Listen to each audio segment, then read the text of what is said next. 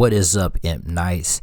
In today's video, I want to have a discussion with you guys about characters that are unused villains is what I want to talk about to you guys, because I don't know about you guys, but I think that is an important aspect in comic books is villains. But before I begin this video, I want you guys to hit that like button, hit that subscribe button, and post a comment below, because I will respond to your comments. Even if I don't see them and I end up seeing them, I'll respond to them.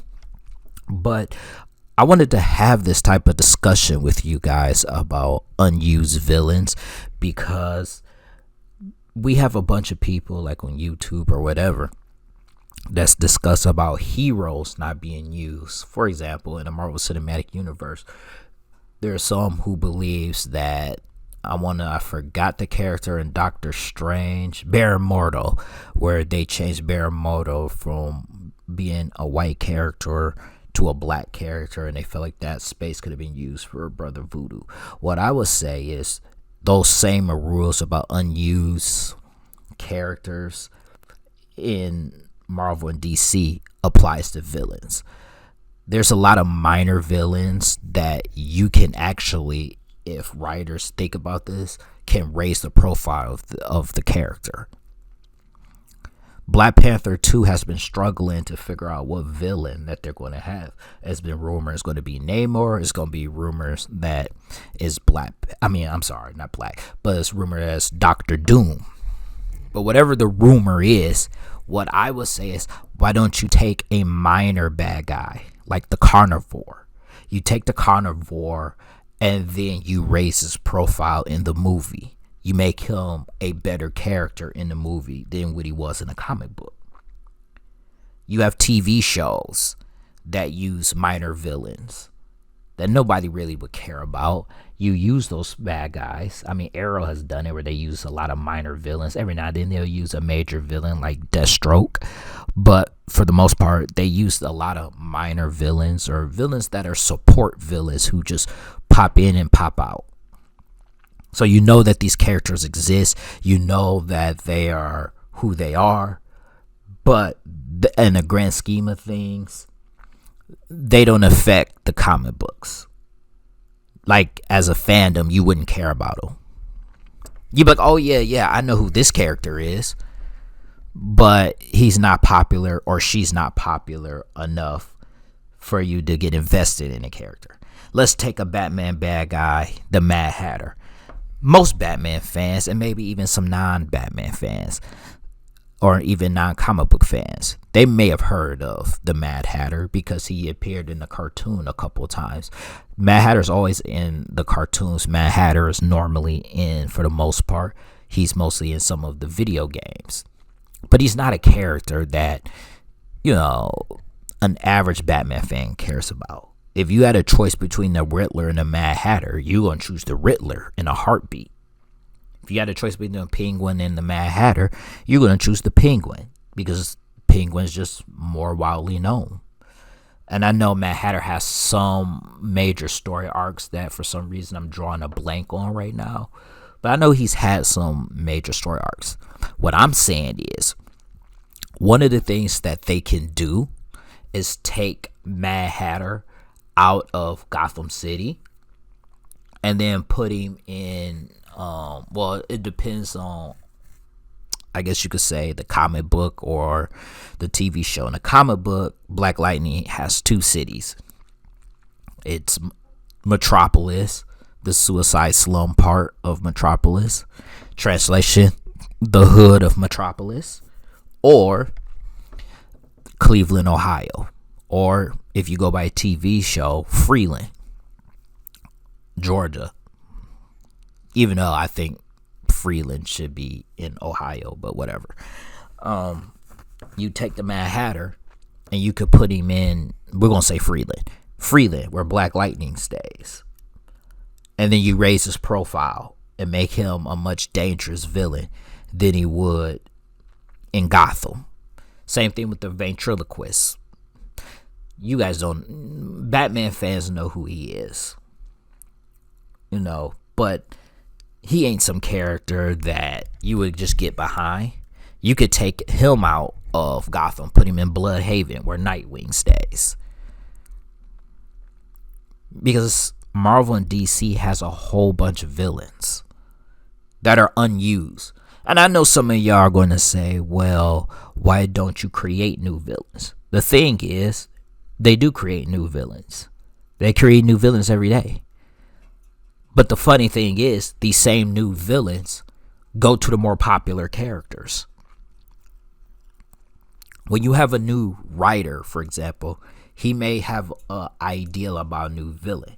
So whatever book that he's on, most of the time, he brings that villain with him. Or her. They will bring that villain with them. And most of the time, that villain is in a Spider-Man book. Or a Batman book. Excuse me. That's what they do. So, if you have a new bad guy in Batman, actually they do have a new bad guy in Batman. They was working on, like, I think they were the Gotham Knights or something. I'm drawing a blank. I think they have like not the Devastator, but oh man, I'm drawing a blank. It's gonna make me mad because I'm gonna remember when I get off of here. But they do have a couple of new Batman bad guys. So characters like the ventriloquist or characters like the Mad Hatter gets pushed down in the wayside. They get pushed back further into limbo. You know why? Because they created a new bad guy for popular characters. There's nothing wrong with creating new characters or new bad guys for characters or new existing characters, but you could also use these minor bad guys to raise their profile. Like I said, Black Panther. There's plenty of things they could do with Black Panther too. There's plenty of storylines they can do. They have a lot of bad guys in Black Panther's old Jack Kirby, Stan Lee run that were killed off permanently. Because back in those times, if you killed a character, they were supposed to be permanently dead until the revival of Superman and Death of Superman. And because of that, that's when the whole notion of if a character dies, then they come back to life, because those are the money makers. You can do a lot. You can bring back characters. And I talked about that in Black Panther 2, like Laura Carnage, or I forgot his name off the top of my head. The 6 Million Year Man. I mean, they have characters that was either killed off or they just didn't use them. And you can literally put them in the movie. You could do those Easter eggs because unless you're a Black Panther fan, you're not going to know who the character is. You will have zero idea who the character is. But you can ease that in there. Or, like I said, raise the profile. In the 6 Million Year Man, one of the things they could do with the storyline, for those who don't know, 6 Million Year Man is human billions of years into the future. He's what humans are supposed to be in millions of years, known as Hatch 22. But what you can do with the storyline is you could change that, because 6 Million Year Man has telekinetic abilities and he looks like an alien. So you could take him, put him in, Wakanda, and they can live into the trash part of Wakanda. You can have an opening scene before T'Challa kind of changed his opinion about what type of king he's going to be and how he handles Wakanda affairs. You can do an opening scene to show when Wakanda was closed off of stuff, how they treated these creatures, and that they treated these creatures poorly. And because they treated the creatures poorly, that caused an effect and made them hate humans. Or or you can do something like you have Toxin, Scream. Those are symbiotes. And then you can have those type of symbiotes, Toxin, because he was very powerful.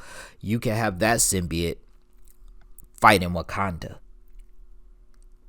Because with it have a original character take on end up getting taken over by the symbiote. And then that's how you do a Black Panther 2 movie. That's what I'm saying when I say raise the profile of a minor villain. Those are things you can do. Especially if the hero is considered a minor hero, you definitely should do it. If it's a minor hero. And I'm just saying, y'all. I mean, I don't know. Maybe I just see this stuff differently than you guys. But as a comic book fan and a comic book purist, I just want to see growth in the comic book world. Because if everything is the way most people or most other YouTubers complain, you would just see the same storylines. You still see the same Spider-Man stories, same Superman stories. And you'll see the same villains. Joker's the most popular villain of all time. The GOAT. So they always try to evolve his character. And, they try to do different things with the character. But all that energy you spent evolving and developing the Joker, you could have spent all that energy developing the Mad Hatter.